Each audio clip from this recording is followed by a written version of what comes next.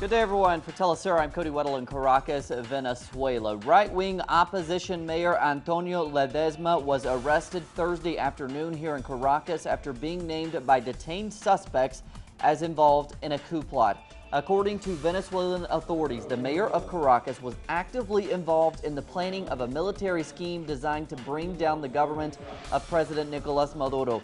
The plot was foiled by the government late last week. President Maduro has been firm in his response to those taking part in subversive activities and has called for justice in order to maintain peace in the country. Yo lo dije, solo a través de la justicia.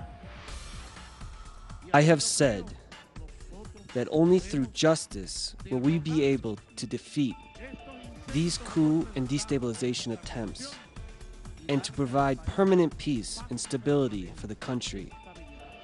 Justice. Whoever is guilty, whatever their name, whoever is behind these coup attempts must face justice, must be arrested, whoever it is. Enough of this impunity. Sea quien sea, pido el apoyo de todo el pueblo. I am asking for the support of the people in order to ensure peace through justice. Enough of this conspiring. We want to be able to work in peace. For those who disagree with the revolution, we respect that. Organize yourself into political groups and parties. This year, there will be congressional elections. Taking a closer look now at Antonio Ledesma. Who was he? Between 1984 and 1992, he was a representative in the Venezuelan Congress. He has been accused of being responsible for more than 400 deaths during the military repression of popular uprisings known as the Caracaso in 1989. Ledesma is also accused of being responsible for the death of 200 inmates during a military uprising in 1992. He was elected mayor of Caracas in 2008 and has been tied to extremists, including Laurent Saleh, who attempted to launch a series of terrorist attacks against here in Venezuela. To Mexico now. Students from the Ayotzinapa Teachers Training College clashed with military police in the state of Guerrero, demanding justice in the case of their 43 disappeared classmates. The clashes are just the latest in what has been a protracted struggle for justice. No serious injuries were reported during this round of confrontations, which lasted 15 minutes. The students continued their march and highway blockade in the city of Chilpancingo, in the capital of the state of Guerrero. Our correspondent now, Clayton Kahn, brings us more.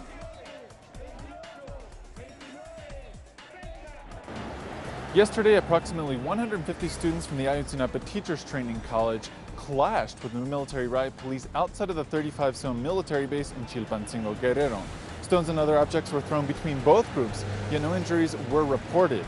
Now, the students went to protest at the base in Guerrero's capital, calling the army partially responsible for the enforced disappearance of the 43 Ayotzinapa students back in September.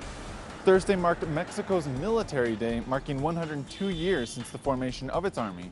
The country's defense secretary at an official presidential event said that the military serves the population with honor, and that recent widespread calls for the military's investigation in the Ayotzinapa case is an attempt to, quote, discredit the army. However, rights groups have raised alarm over human rights abuses by Mexico's army in recent years as the country battles its so-called war on drugs. This is Clayton Kahn reporting for Telesur here in Mexico City. And now to Peru, where poorer sectors and social groups hope to use recent political changes to push favorable legislation. For more now on their plans, we go to our correspondent Raul Mora in Peru.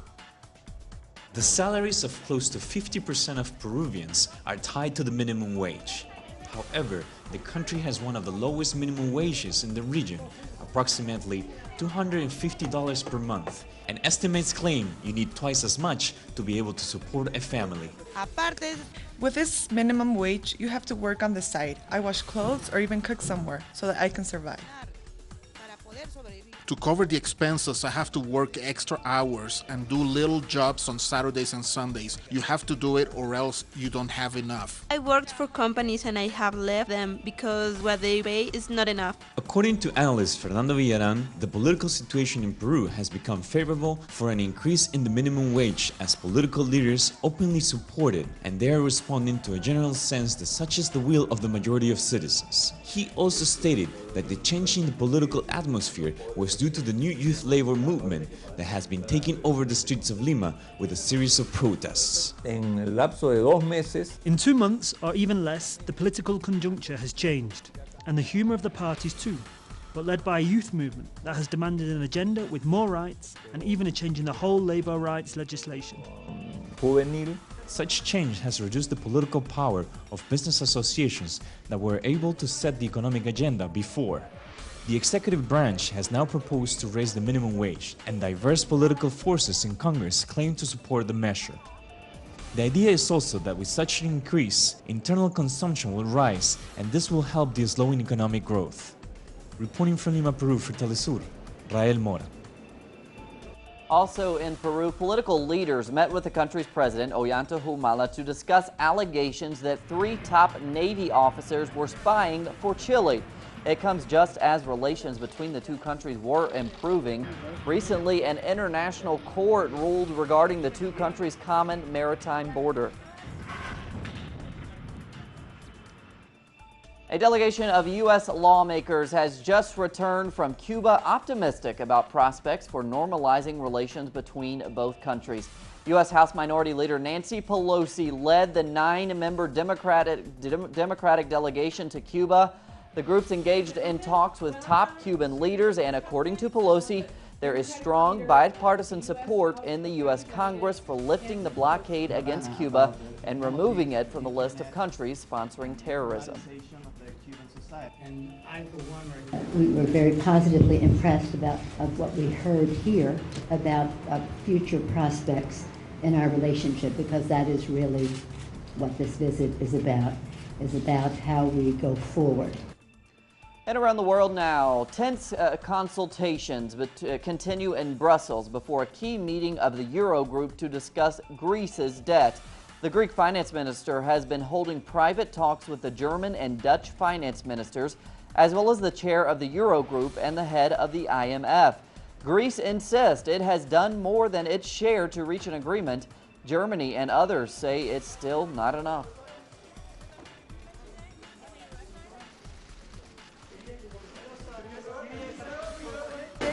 I most certainly hope that there's going to be an agreement, and I trust that we are going to have one. The Greek government has gone not the extra mile, the extra 10 miles, and now we're expecting our partners to meet us not halfway, but 1/5 of the way. I have no doubt that there's going to be a very collegial discussion, and hopefully at the end of this we'll come out with some white smoke. In 2012, we put down very clearly what the conditions are, and it is now up to the Greeks to make it very clear that they are willing to stick to all these conditions. What I would have to say for today is that these constructive talks are ongoing within the Eurogroup formations and progress has been made. We are confident a deal is possible in the foreseeable future if everyone is reasonable. But we are not there yet. An overnight telephone conversation between the Greek Prime Minister and the German Chancellor have lowered tensions somewhat, but on the streets of Athens, support remains strong for the Syriza government's stand against austerity. Resentment over Germany's position also remains high. Why aren't they allowing people to live? Not only the Greek people, but all of the Europeans. Why aren't they letting them live like humans? They must pay for the damages from the 1940s, the people they killed, bridges and houses demolished, money and gold they took from Greece. People gathered in Ukraine and in Kiev Friday to remember the violent Euromaidan revolution, which took place 1 year ago when clashes broke out between police and anti-government protesters. The violence led to the ousting of then President Viktor Yanukovych, who fled to Russia, deepening the crisis in Ukraine. Civilians laid flowers and candles at an open vigil in Kiev to honor the over 100 people who lost their lives in those clashes. Meanwhile, the UK Parliament released a report Friday accusing Europe of, quote, sleepwalking into the Ukrainian crisis. According to the House of Lords EU committee, European leaders have shown a complete lack of understanding of Russia in their support for Kiev in the current crisis. U.S. right-wing television host and political commentator Bill O'Reilly has been accused of repeatedly lying about his past journalistic experiences. Now, according to leftist U.S. magazine Mother Jones, O'Reilly has falsely claimed to have reported from war zones, including the 1982 Falklands War between Argentina and the UK. O'Reilly responded by calling the author of the article a liar and a, quote, gutter snipe. Egypt's closing of the Rafah border crossing into Gaza is causing even more hardship for Palestinians. But residents are finding new ways to cope with the situation. Noor Harazin now with the story. The Gaza Strip has been affected by a complete blockade by Israel for 9 years now, and the recent border closure by Egypt has only worsened the situation in the Palestinian enclave, causing a severe energy crisis. As electricity and gas shortages continue to bite hard at the Palestinian people, a first-year university student has developed an ingenious method to combat this problem. Working at home, 17-year-old Ibrahim Saad has designed and built an impressive system that takes water and chemical powders and converts it to hydrogen gas that is then used to power an electricity generator as well as to produce cooking gas. The situation we are going through in Gaza made me think of this idea, how we can offer the people of Gaza both electricity and cooking gas by using hydrogen gas. Because hydrogen gas is not available, this machine produces it by mixing chemicals with water. I am proud of my achievement, but I still need to improve it.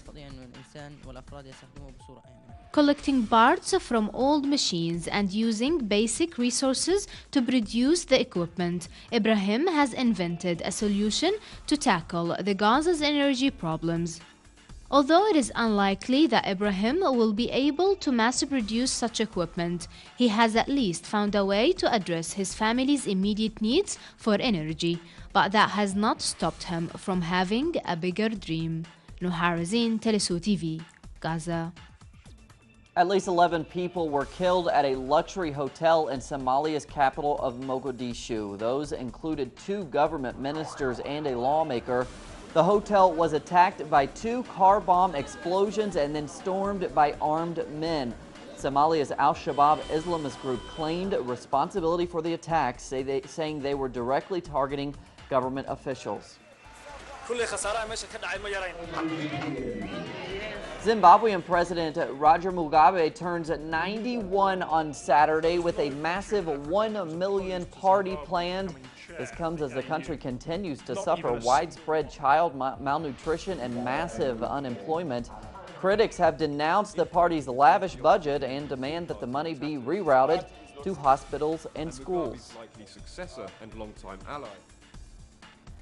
Morocco's February 20th movement took to the streets Friday to celebrate its 4th anniversary.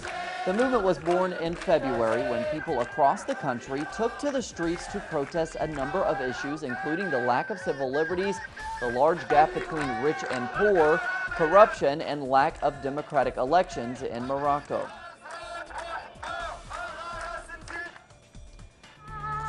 The Russian punk band Pussy Riot has released its first English-language song taking aim at the New York City police murder of Eric Gardner.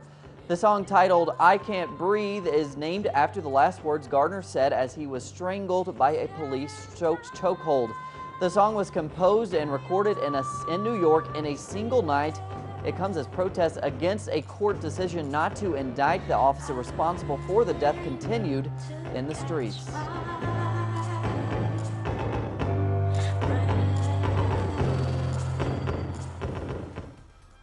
The Argentinian film Wild Tales has been nominated for this year's Oscar for Best Foreign Language Film. The film is comprised of 6 standalone stories linked by a common theme of violence and vengeance. It is directed by the 39-year-old Damien Cisfron. The winners of the Oscar will be named at the 87th Academy Award ceremony this Sunday. Hollywood actor and humanitarian Sean Penn met with French President Francois Hollande Thursday to discuss the situation in Haiti. Penn became an active advocate for Haitians after the 2010 earthquake that killed at least 250,000 people and left millions homeless. The actor asked the French president to contribute to his charity, Help for Haiti. More on those stories and others at our websites, telesurtv.net/English for Telesur English. I'm Cody Weddle. Have a great Friday. Have a great weekend.